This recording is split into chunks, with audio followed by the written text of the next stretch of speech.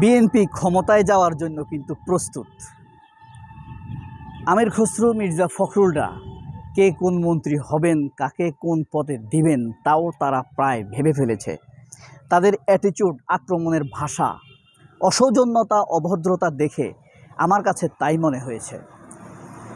গত 3 দিন 4 দিন তারা ডক্টর ইউনূসকে আক্রমণ করে বা সরকারকে আক্রমণ করে তেমন কোনো কথা বলছে না।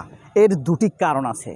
প্রথম কারণ হলো, খালেদা জিয়া বলেছেন ডক্টর ইউনূসের সাথে কোনো কুৎসা বলবি না, বেয়াদবি করবি না, কোনো কিছু যদি তার কাছে ভিক্ষা মাগতে হয় তাহলে তার সাথে দেখা করে নিতে হবে, রাজপথে তার বিরুদ্ধে নামা যাবে না। এই কথার অভিব্যক্তি বা ভিতরের ভাষাটা কি জানেন? ভিতরের ভাষাটা হলো, আমি যে এই 11-12 বছর জেলের মধ্যে ছিলাম, মৃত্যুর মুখে ছিলাম, আসলে তোদের মতো অথর্ব বেকুবেরা আমাকে তো মুক্তি করতে পারিসনি। আমার বাড়ির সামনে বালুর টাক বসিয়েছিল, তারা সেইটুকু টাক সরাতে পারিসনি। মির্জা আব্বাসকে ইঙ্গিত করে খালেদা জিয়া বলেছিলেন যে তোর ব্যাংক রক্ষা করার জন্য তুই আমার বাড়ির সামনে থেকে বালির টাকটি সরাসনি। তো এসবকে সব সিনক্রোনাইজ করে ছোট করে এনে খালেদা জিয়া বলে দিয়েছেন ডক্টর ইউনূসের সাথে রাজপথে কোনো আন্দোলন নয়, রাজপথে রাজনীতি নয়। ইউনূসের কাছে যদি কিছু চাইতে হয়, ভিক্ষা করতে হয়, তাহলে নেগোসিয়েশনের মধ্যে আলাপ আলোচনা করে চাইতে হবে, এই কথা। আরেকটি হলো, ডক্টর ইউনূসের সাথে লন্ডনে তারেক রহমানের সাক্ষাৎ। এই সাক্ষাতের পরেই তারা সেখানে থেমে গিয়েছে। কারণ হলো কি, ইউনূসের যে ভ্যালিডিটি, এই ব্যক্তিত্ব এবং ভ্যালিডিটির সামনে তাদের দাঁড়াবার কোনো যোগ্যতা নেই। ফ্যাক্ট হলো, ধরেন মির্জা ফখরুল ইসলাম আলমগীর, সে কি হবে? সে নিজেকে হয়তো স্থানীয় সরকার, পল্লী উন্নয়ন, সমবায় মন্ত্রী হিসাবে ভাবছে। আবার আব্বাস কি ভাবছে? নিজেকে ধরেন সড়ক পরিবহন মন্ত্রী হিসাবে নিজেকে ভাবছে। কে কোন মন্ত্রী হবে এদের মধ্যে কিন্তু ঠিক হয়ে গিয়েছে। ঠিক 1991 সালে যখন এরশাদ পতনের পর ভোট হয়েছিল, 91 সালের ডিসেম্বরের 6 তারিখ, তখনও কিন্তু আওয়ামী লীগ মন্ত্রী পরিষদ গঠন করে ফেলেছিল। তারা ভোট গণনার আগে 4টা বাজে যখন ভোট শেষ হয়, তখন ভোট গণনার সময় টেলিভিশনের সামনে তারা বিটিভি, তখন শুধু বিটিভি ছিল, বিটিভির সামনে তারা গোস্ত রান্না করে বসেছিল। কারণ তারা ক্ষমতায় আসছে এটা নিশ্চিত। কিন্তু রাত যত গভীর হচ্ছিল তখন তাদের আসন সংখ্যা কম ছিল। সকাল 8টা বাজে দেখা গেল বিএনপি জিতে গিয়েছে। বিএনপির 143 আসন, আর আওয়ামী লীগ পেল মাত্র 69 আসন।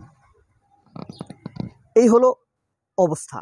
এবং তখন যখন আওয়ামী লীগ ভোটের প্রচারণায় বিভিন্ন জেলায় শেখ হাসিনা যাচ্ছিল, তখন তাকে প্রধানমন্ত্রীর মতো সবাই সম্মান দিচ্ছিল, কারণ সবাই নিশ্চিত যে শেখ হাসিনা ক্ষমতায় আসবে। কিন্তু সকালে দেখা গেল আওয়ামী লীগের নেতাদের চেহারা ঝুলে গিয়েছে, খারাপ হয়ে গিয়েছে, চোখের নিচে কালো দাগ পড়ে গিয়েছে, তারা আসলে কিছু হতে পারে নাই। আশ্চর্য হবেন, ইন্ডিয়ান এম্বাসি থেকে ফোন করে জানিয়ে দেওয়া হয়েছে যে নিশ্চিত আওয়ামী লীগ ক্ষমতায় আসছে। তারা খুব খুশি। আওয়ামী লীগ তো তাদের শক্তি, তাদের গড়া রাজনৈতিক দল, তাদের একটি অঙ্গ সংগঠনের মতোই। আমরা বুঝি আর না বুঝি, যে এটা যত দ্রুত বুঝবে সে তত লাভবান হবে, নিজে তত সচেতন থাকতে পারবে। অনেকে হয়তো তর্ক করবে, বিতর্ক করবে, আসলে সবই তর্ক করে লাভ নাই। ফাইনাল কথা এটাই, এটা তারাই সৃষ্টি করছে। আওয়ামী লীগের জন্মদিন কবে জানেন? 23শে জুন। 23শে জুন কি নবাব সিরাজউদ্দৌলাকে যেদিন হত্যা করা হয়েছে, সেদিন আওয়ামী লীগের জন্ম হয়েছে। নবাব সিরাজউদ্দৌলাকে হত্যা করা হয়েছে কোথায়? মুর্শিদাবাদ, যমুনা নদীর পাড়ে। আর আওয়ামী লীগের জন্ম হয়েছে কোথায়? ঋষিকেশ লেন, এই যে পুরান ঢাকার, বর্তমান বলদা গার্ডেন বলে না, এখানে জন্ম হয়েছিল। কিন্তু দুইটাই কিন্তু 23শে জুন। ব্যাপারটা বুঝতে পারছেন? অর্থাৎ যেদিন আমাদের দুঃখের দিন, সেদিন আওয়ামী লীগের আনন্দের দিন। আমাদের নবাব সিরাজউদ্দৌলার পতন হয়েছে, এরা কি এটা আন্দাজে করেছে? প্রশ্নই আসে না। এবং তারা আমাদের দেশের যখন 72 সালে সংবিধান প্রণয়ন হয়, তখন ওই সংবিধান কমিটির 2 জন নাগরিক ছিল যারা আমাদের দেশের নাগরিকই না, মানে 2 জন সদস্য ছিল যারা এই দেশের নাগরিকই না। তারা কারা? তারা ভারতীয় লোক। তারা সব সময় চেয়েছে আমাদেরকে অবদমিত করে রাখতে, সিনক্রোনাইজ করে রাখতে, আমাদের ঘাড়টা মটকে রাখতে, নুয়ে রাখতে, ছোট করে রাখতে। তাহলে বারবার আমরা তাদের কাছে ধর্ণা দিব, হাত পাতবো। তাদের চাইতে যদি আমাদের মাথা উঁচু হয়ে যায়, আমরা তো আর তার দিকে তাকাবো না, তার দিকে হাত বাড়াবো না, হাত পাতার দরকার হবে না। এই জিনিসটাই তারা চায় না। এরাই হলো তাদের একটা শক্তি। এখন এই যে তখন আওয়ামী লীগ ক্ষমতায় আসার কথা নিশ্চিত, চলে এসেছে কে? বিএনপি। এখন নিশ্চিত আসবে আওয়ামী লীগ, তাদের কে কোন মন্ত্রী হবে তাও নিশ্চিত। কিন্তু দেখবেন হয়তোবা চলে আসবে অন্য কেউ, সবাইকে আশ্চর্য করে দিয়ে। কারণ বাংলাদেশে ভোটারের সংখ্যা 10,70,00,000। এদের মনের খবর কেউ জানে না, কেউ জানে না কার মন কোন দিক দিয়ে বদলে আছে। বিএনপির ফালতু নেতাদের কোন কথায় কার মন ভেঙে আছে, কার আশা অপূর্ণ রয়ে গেছে। বেশিরভাগ মানুষ তো ভালো, বাংলাদেশে কিন্তু বেশিরভাগ মানুষ ভালো, কিন্তু স্বার্থপর মানুষগুলো উৎপাত বেশি করে। এই কারণে মনে হয় যেন স্বার্থপর মানুষ বেশি। খারাপ লোক চিৎকার বেশি দেয়, কিন্তু একটা লোক চিৎকার দেয় পুরো এলাকার কিন্তু ডিস্টার্ব হয়। আওয়ামী লীগ হলো সেটা।